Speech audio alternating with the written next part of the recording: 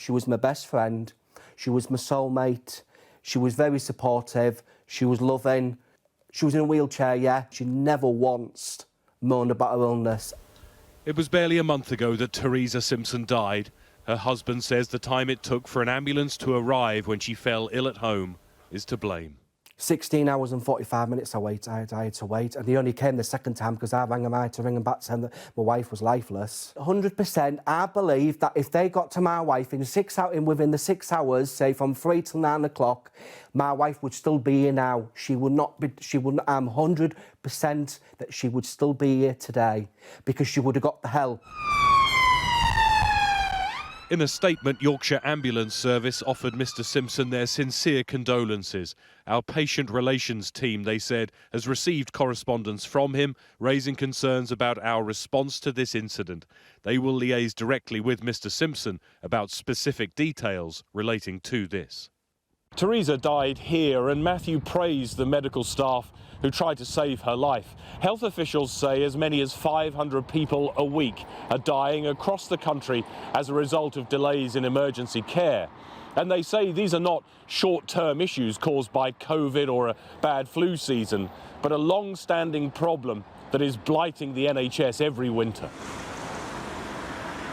But NHS England disagrees.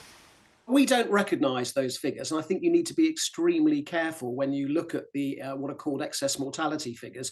If you look and make international comparisons, you'll find that many health systems, as they're coming out of the pandemic, are seeing higher levels of mortality than you would traditionally expect. So the same is the case in Germany, in Italy, in Spain.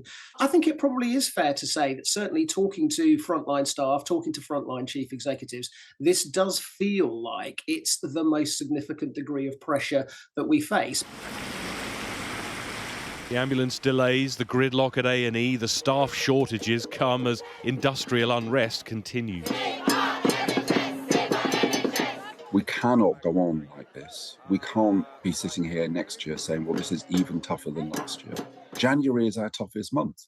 The idea that we can then take 2 days of nurses' strikes, 2 days of ambulance staff strike, on top of all of this, without there being major implications for patients, well, you know, it's a fantasy. There will be more harm. There will be more risk.